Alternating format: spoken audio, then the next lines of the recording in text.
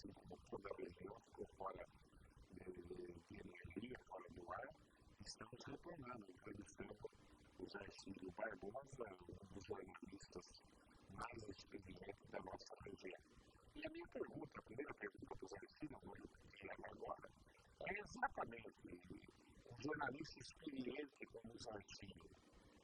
Está surpreso com o tamanho da corrupção atual, quando a gente vê em todos os lugares da administração pública, qualquer que seja o partido, qualquer que seja o governo, qualquer que seja o Estado, é uma coisa nojenta, indecente. Sinceramente, eu não acreditava que a corrupção tinha o tamanho que tem. Chegando à cifra de bilhões, o que é um verdadeiro absurdo. Então, a pergunta é assim: vocês, Jaircílio Barbosa, enxergaram que a corrupção tem o tamanho que tem hoje? Não, jamais. No meu tempo de criança, de adolescente, de moço, eu sempre ouvia falar que havia pequena nesse país, mas é uma coisa feita no balcão. Você queria começar a saída de um documento, então você molhava a mão, essa era a expressão da época, molhava a mão do funcionário e ele correspondia aos seus desejos e às suas necessidades. Agora não, a corrupção se espalhou mais para os altos escalões. Os Barnabés hoje não roubam, não aceitam nem propina, nem é necessário que você faça isso. Mas os altos escalões de corrupção para você, e os números são absurdos. Chegaram, veja você, a praticamente levar para o estado de falência a Petrobras, a maior empresa estatal do país, uma das maiores empresas petrolíferas do mundo, num negócio em que a Petrobras detém praticamente um monopólio dos combustíveis no Brasil. Uma indústria, uma atividade que não poderia dar prejuízo de jeito nenhum. E a Petrobras, face a todo essas gestões expoliativas, hoje está numa situação de penúria total. Portanto, é uma corrupção sistêmica, é uma corrupção que se institucionalizou no país, a partir até dos próprios partidos políticos, que querem, ao invés de fazer um projeto para o desenvolvimento nacional, preferiram fazer um projeto de permanência no poder. E, portanto, isso deu e vai ser difícil agora acabar com isso aí, porque passou a fazer parte até da cultura política do país. Não dá nem para acreditar, para fazer previsão do tempo que vai demorar para o país se recuperar novamente. Porque um pouquinho atrás, chegamos no fundo do poço. Mas nessa última semana, quando você vê os próprios ministros da Economia falar, o desemprego ainda vai aumentar, e quer dizer, aonde está o fundo do poço, Zé? Pois é, o governo continua gastando, não foi aprovado em um momento de mais de 40% para o funcionalismo do judiciário. Em 3 anos, mas isso aí vai aumentar em 28 bilhões a despesa, né? Desconto aqui, os méritos desse aumento. Não é hora de fazer isso aí no momento em que se exige de todos nós um sacrifício muito grande, com mais impostos, com juros escorchantes, para que o país possa sair do seu estado pré-alimentar. E, no entanto, os gastos continuam corretos. O que você espera da direção premiada do Marcelo Odebrecht? Segundo dizem os esquemas aí, é o homem que pode fechar o PT, levar o mundo para a cadeia, levar a vida para a cadeia. Segundo dizem, essa relação já está feita. Quer dizer, a hora que se usar isso, o escândalo ainda vai ser muito maior do que. Mas Pensa que a Odebrecht tinha um departamento especialmente para atender aos corruptos dos países. Então, a relação premiada de Marcelo Odebrecht vai lançar ainda mais luz sobre os descaminhos do dinheiro público aqui no Brasil.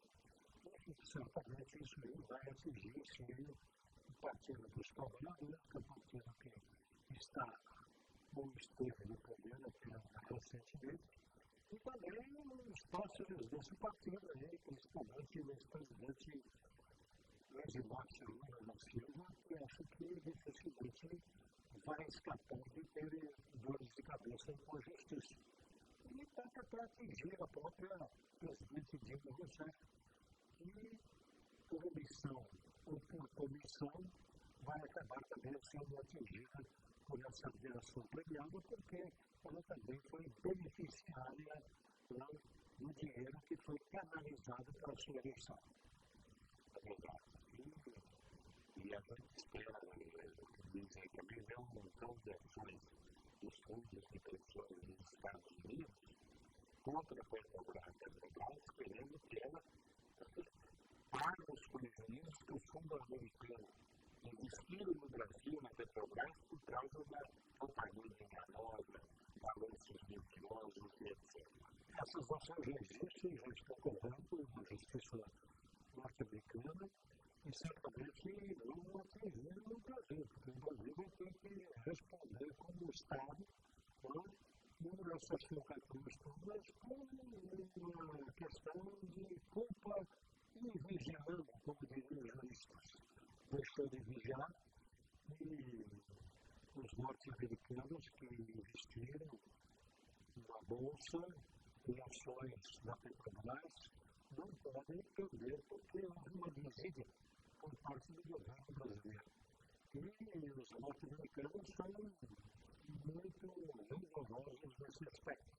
É o dinheiro da viúva, é o dinheiro da aposentada, da velhinha, que investiu acreditando estar botando dinheiro numa empresa segura, honesta e de capacidade gerencial.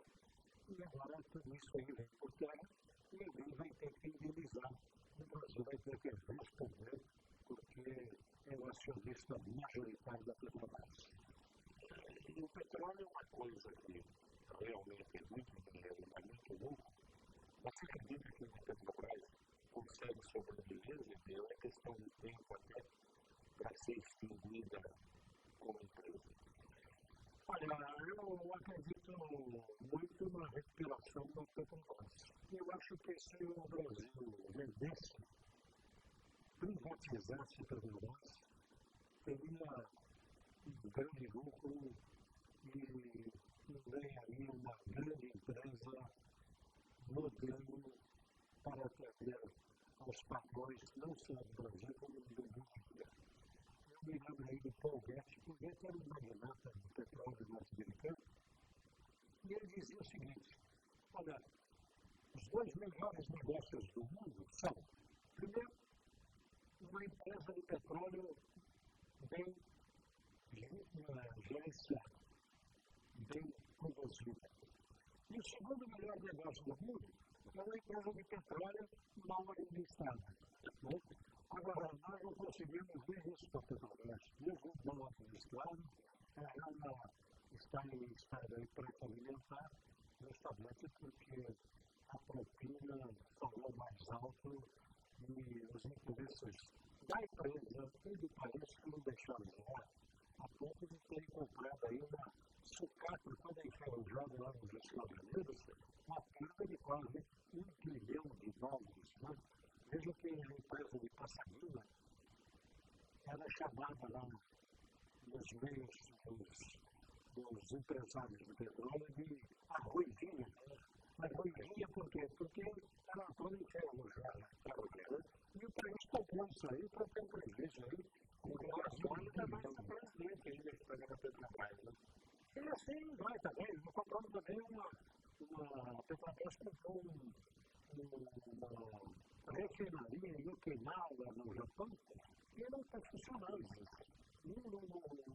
quanto mais ela botar ela para funcionar, mais prejuízo vai dar. Então está fechado. Porque assim o prejuízo é menor. Como dizem negócio, se você tem um negócio bom, mesmo que você administre mal, ele dá dinheiro. Agora, se você tem um negócio ruim, você pode administrar bem e você vai tomar prejuízo, né? Quer dizer, mas os bitcoins, olha que eu vejo os números da Petrobras, não dá para acreditar, já é muito grande, né? Agora é o melhor negócio do mundo, claro. E ainda tem uma vista aqui no Brasil, a Petrobras praticamente detém o monopólio da distribuição, da produção de combustíveis. Né? Na Inglaterra não há. E não produz câmbio. Certo? Então, não tem como dar prejuízo. Somente muita doidade por parte dos detentores do poder que influenciaram a empresa a ser instrumentalizada para sistematizar a corrupção. O escândalo da semana foi o que aconteceu ontem, o ministro Dias Toffoli, que foi advogado do PT por mais de década e virou ministro do Supremo Tribunal, manda soltar o ministro Paulo Bernard, antes de que as provas que colheram fossem examinadas e antes que ele fosse realmente interrogado. Podia soltar na sequência, mas a pressa de soltar passando por uma frente de centenas de processos que se pedia esse tipo de favor, de conduta judicial. Como é que se enxergou isso?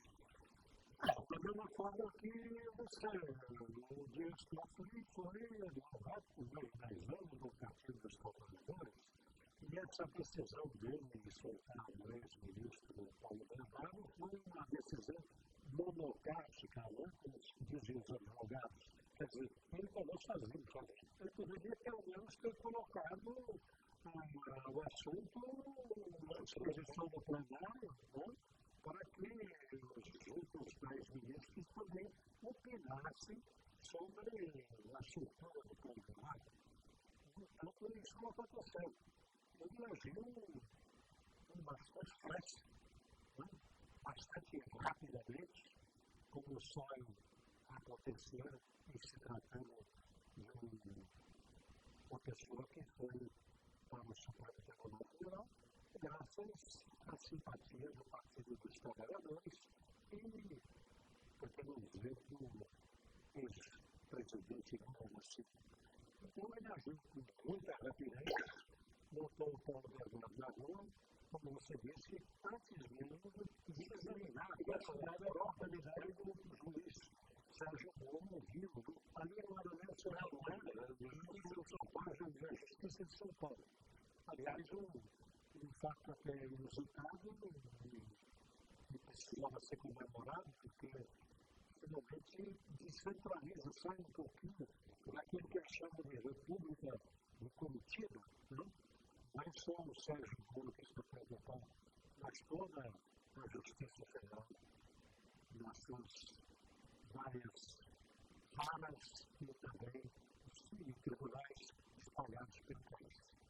Então, ele está solto e a senadora Gleisi Hoffmann, que é casada com o Paulo Bernardo, segundo o Rio, também que ele era inocente, até que botaram ele na rua imediatamente, não havia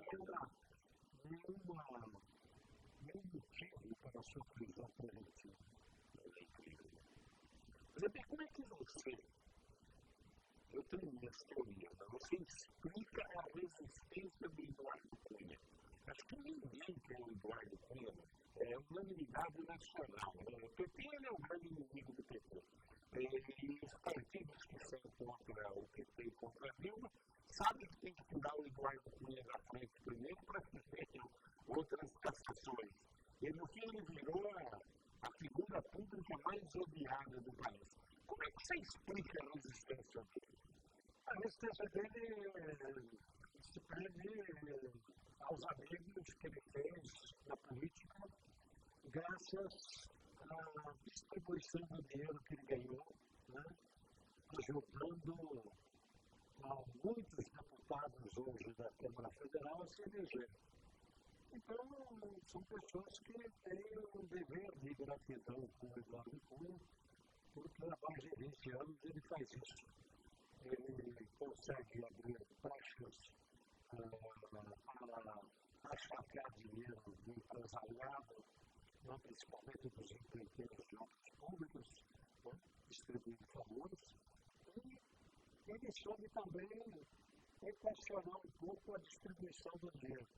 Ele percebeu que não precisava tanto, né, 500 milhões de dólares na Suíça já eram bastante, e começou a financiar, então, os seus amigos, principalmente das igrejas evangélicas do Rio de Janeiro, a se elegerem também em outros estados. E são esses deputados que dão sustentação a ele e o defendem por unhas e dentes para que ele continue, porque as benécias poderão vir ainda com mais força se ele continuar na Câmara Federal. Ele agora está dizendo que vai fazer um acordo, renuncia à presidência da Câmara Federal, mas em troca da continuidade do seu mandato. Eu achei isso um escândalo, porque ele não tem mais condições morais para continuar no parlamento brasileiro. Não ser explicado da política. Assintoso, né? O que ele fez é realmente um assiste e um acordo que possa fazer com que ele se salve de uma cassação política. Eu acho que vai permanecer o bom senso e a própria Câmara dos Deputados, para se defender, né, uma execução pública, vai acabar fazendo o que todos já esperam, que é a extensão do mandato dele. Qual o futuro do presidente do Senado, Renan Calheiros? Como é que você prevê isso? O Renan Calheiros é mais difícil, né? O Renan Calheiros ele consegue escorregar em todas as três acusações. Eu estava aí há uns tempos atrás lá em Alagoas e o motorista da van que me conduzia dizia: aqui é tudo terra do Renan. É tudo Renan. Aí eu olhei para a terrinha lá, uns cabritinhos, uns bodes, e uma terra refletida. Aí, no entanto, o Renan Calheiros faz com que essa fazenda não produza mais do que as fazendas do JBS. É incrível, não? Como produz carne, não? Até para exportação, a carinha desse clima que eu vi lá do Renan Calheiros. Sempre tudo que o dinheiro que ele tem, quando descobre que ele tem uma conta alta bancária, ele fala: eu vendi. Meu gado está aqui, comprado até com as carnes, no Brasil, certo aqui. Mas e o dinheiro do alimento, a sua reeleição? Não, isso aí está contabilizado, tudo direitinho, e tudo com nota, tudo com recibo. E ninguém consegue pegar os levantamentos que ainda se dá ao distante de até ditar moral para os seus colegas senadores. Como que como é que você avalia esse ano a administração do governo? O Agostinho está chegando no final do seu governo, pelo menos o orçamento municipal é equilibrado, né? Nós não estamos aí devendo horrores como outros municípios no sul do estado de São Paulo, na Brasília. Nós vamos comparar então com o Rio de Janeiro, isso aqui é um paraíso. Então nós temos que reconhecer esse mérito do Rodrigo Agostinho. Ele não fez grandes loucuras, não fez grandes obras, mas também não endividou mais do que já estava endividado a prefeitura de Bauru. Portanto, eu acho que ele pode entregar sua faixa de prefeito, né, para aquele que for eleito para substituir, uma consciência importante. Por ele, a Cida Presente, né? Ele disse que ele está desanimado nesse final de mandato, não conseguiu nem fazer com que a sua candidata fosse emplacada, pegou por mim ali, né? Então, o Renato Purini foi mais aquela do mandato dele como líder, que deveria ser em contexto daquele muito bom, mas eu acho que o Rodrigo se salva e terá que ser reconhecido pela história e como o prefeito segundo pelo menos bom. Obrigado. E no fim, agora não é completamente sem linha, mas a prefeitura realmente foi essa linha em dia, e o lado são chamados normalmente, e segundo lado, está garantido o pagamento do 13º total. A própria já tem esse dinheiro separado. É um lado positivo. E o tratamento de esgoto, no fim, vai ficar como uma grande obra de final de governo, né, Zé? Não, mas ele diz que não dá mais tempo para terminar. Mas o dinheiro existe, porque existe esse fundo, né, que os munícipes todos, do Parlamento da Água, têm contribuído para esse fundo. Existe mais de 108 milhões de reais, uma coisa assim, 130 milhões de reais, ou seja, que são suficientes para o pagamento da estação de tratamento de esgoto.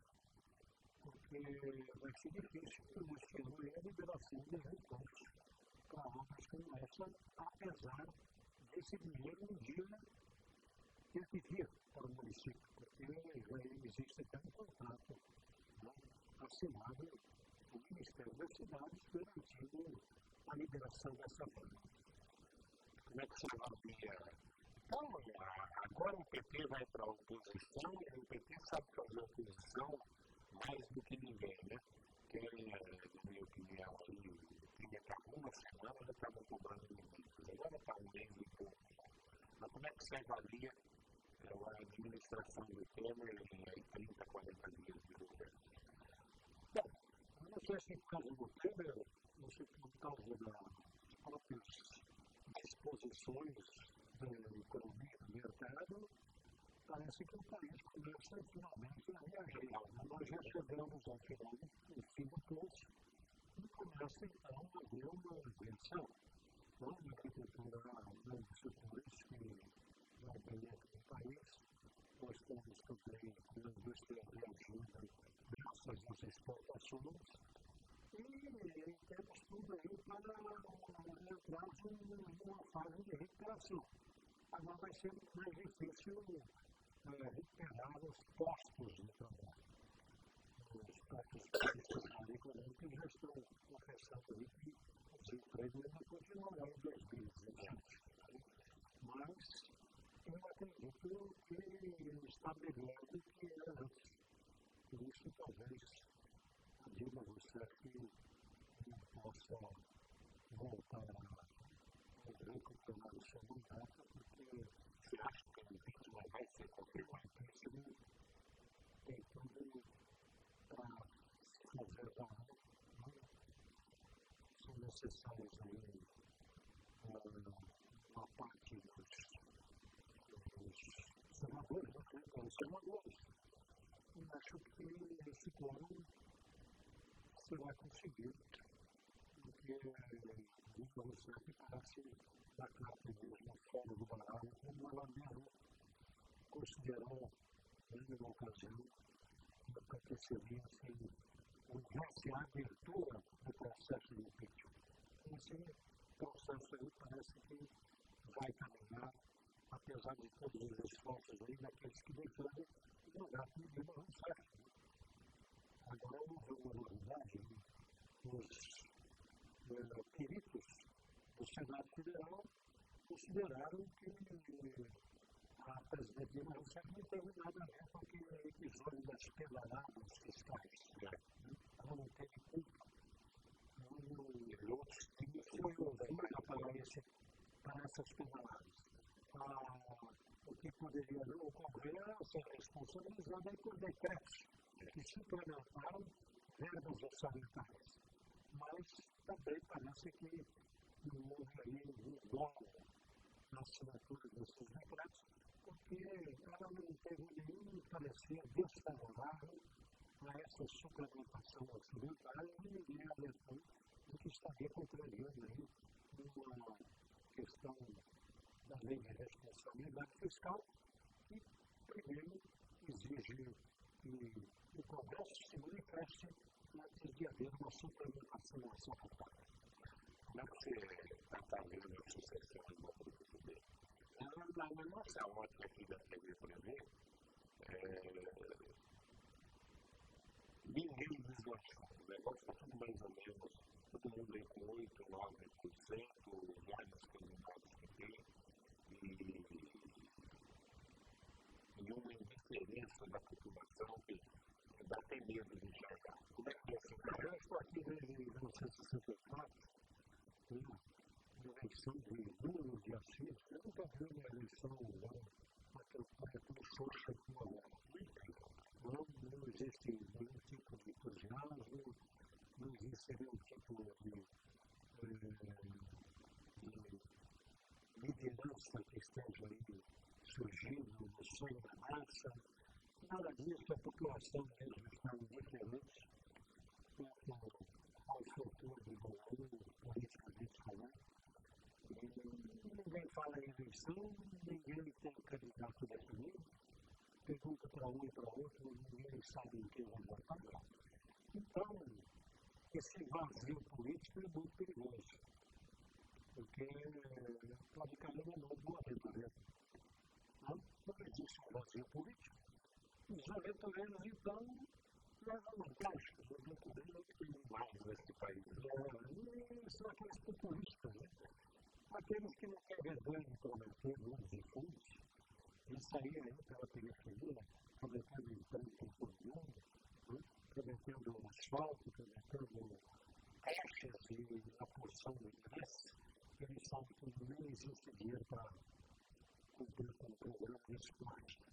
Então, nós estamos ali nesse vazio político, temendo que algum aventureiro possa, de repente, se despertar, já que ninguém quer ou não, né? E depois vai dar muito trabalho para a própria cidade de Belém. Como é que você interpreta isso? A economia mundial está perplexa ante a saída da Inglaterra da União Europeia. O mercado não sabe para onde correr, não sabe para onde vai. Quais são as consequências que você acha que podem vir essa saída da Inglaterra? Bom, a saída da Inglaterra podia ter sido esperada, mas ninguém sabe quais as consequências, nem mesmo os ingleses. Não sabe se vai melhorar economicamente o país, não sabe se como identidade do próprio povo britânico vai se sentir mais à vontade fora da União Europeia. Ninguém pode responder. Agora, o futuro é totalmente incerto. Isso aí tem evidências reflexos no mercado mundial. Né? As bolsas asiáticas caíram já pela terceira sessão seguida. Nos Estados Unidos também sofre com a desvalorização do dólar. A libra esterlina caiu 11% de um dia para o outro. Nunca ela teve tão desvalorizada na história dela. Então, o que ocorre? O mercado está tateando ainda, está no escuro, não sabe medir quais são essas consequências. E levará pelo menos uns 2 anos para que tudo se aclare. Né? Agora, os ingleses respondem apenas a um desejo da maioria, uma pequena diferença, de 200 mil votos em 17 milhões de votos. Uma diferença pequena. E, pelas estatísticas aí, ficou sabendo que quem votou a favor do desligamento do Reino Unido da União Europeia foram os mais velhos. Aqueles que lembram com saudade do tempo que não precisava entrar na fila lá para ter um atendimento de saúde. Né? A Inglaterra inventou o welfare state, né? Aquele Estado provedor, distribuir benefícios para a sua população. Então, na Inglaterra, a saúde sempre foi gratuita, né? Praticamente gratuita para todos, e o atendimento imediato. Agora, o governo inglês vai estar fazendo uma operação aí não eletiva, né? Com uma regra, ele tem que esperar aí 6 meses para fazer essa operação. E culpa, então, os imigrantes. Porque como o Reino Unido estava na União Europeia, era obrigado a aceitar o livre trânsito da imigração europeia. Né? Então, existem milhares de portugueses, de espanhóis, trabalhando na Inglaterra, e existe também a possibilidade da Inglaterra, se estivesse no Reino Unido, se estivesse na União Europeia, tem que aceitar também imigrantes muçulmanos, né, que invadiram toda a Europa e fugindo da guerra da Síria. E tudo isso aí, então, o inglês começa a pensar assim, então, o que vai ser de mim? O que vai, né? O que vai sobrar para mim, que sou um cidadão inglês há várias gerações, se nem vaga na escola, mais eu encontro com meu filho. Certo? Então, essa foi a causa principal aí da rejeição. E outros aspectos da economia também. O inglês hoje é obrigado a consumir açúcar e beterraba, porque existe um excesso de produção na França de beterraba, então o açúcar de beterraba que custa 6 vezes mais caro que o açúcar de cana aqui, tem que ser comprado pelos ingleses. Eles não podem vir aqui no Brasil e comprar porque a União Europeia não deixa. Né? Eles querem comprar carne do Brasil, tem que comprar carne na França, onde cada criador lá tem 2 vacas, 2 touros e 3 bezerros. Né? Aqui nós temos rebanhos, o maior rebanho do mundo aqui era, na última estatística, viram 200 milhões de cabeças de gado. Né? Não pode fazer isso. A Inglaterra não pode fazer isso porque tem que tudo depende de autorização de Bruxelas, onde está o parlamento da União Europeia. Até para mudar o regime de trabalho, né, as extras na Inglaterra, é preciso ordem de Bruxelas. Até para extraditar um suspeito de pertencer ao crime organizado, precisa também de ordens do parlamento de Bruxelas. Isso aí foi deixando o inglês uma pulga atrás da orelha, porque o inglês nunca dependeu de ninguém. Sempre, desde os tempos mais remotos, sempre foi um povo independente que soube defender a sua ilha como independente. Tanto é que, quando Napoleão Bonaparte quis, em 1815, fazer o cerco do bloqueio da ilha britânica, mandou tropas para a Bélgica e lá em Waterloo, o almirante Wellington derrotou as tropas de Napoleão. E assim também aconteceu na Primeira Guerra Mundial, na Segunda Guerra Mundial. Os ingleses conseguiram atravessar o Canal da Mancha. Exatamente, os ingleses sempre souberam se defender. E mais devotamente até uma armada espanhola, o Filipe II, que quis invadir a Inglaterra e acabou dizimada pelo Almirante Nelson, etc. Aquela história que todos nós conhecemos aí, que aprendemos nas nossas escolas. Então, é uma questão também de identidade. O inglês preserva a sua liberdade de mercado. Eles que criaram o mercantilismo, que depois deu origem ao capitalismo. Né? Então, eles estão acostumados com essa liberdade para negociar, de vender para o mundo inteiro e proteger os seus interesses nacionais. Mas, infelizmente, a queima de energia aqui na região atrapalhou os nossos tempos. Então, não vou nem fazer pergunta dos telespectadores, para pegar agora e depois nós ficamos fora do ar. O que você gostaria de falar mais para a nossa população? Bom, o negócio que nós temos que ter fé no futuro. O Brasil é um país, vai se recuperar economicamente, haveremos de ter pleno emprego aqui no futuro promissor, que não vai durar muitos anos para chegarmos a uma condição ideal.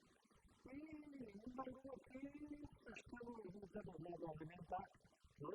O orçamento está em dia, o lixo, mal e mal, ainda continua sendo recolhido, né, da porta das nossas casas. A água potável falta de vez em quando, mas ainda não é uma situação calamitosa. E só temos que ter fé no futuro e esperança de dias melhores para o Brasil e para o Brasil. Muito obrigado pela oportunidade. Deixo o meu abraço aí a todos os telespectadores. Obrigado pela presença. Bom, amanhã, em vários horários da TV Prevê, o Prevê é a harmonia do professor Helmas, o programa com o Helmas. Esse programa é maravilhoso, é um programa de motivação, desse grande educador que é o professor Helmas. Na primeira hora, acho que às 10 horas da manhã, depois da tarde tem 2 horários, tem à noite. Acompanhe a programação da TV Prevê, você 9 horas da manhã. Começa às 9. Então, às 9 horas da manhã, entra o programa e aí saem os outros horários. E realmente você vai gostar, eu que acompanho pelo Face,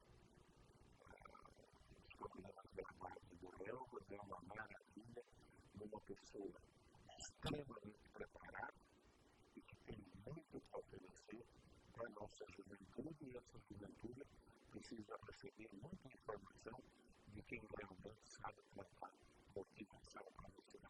Eu agradeço a sua audiência e fique ligado nos horários alternativos da TV.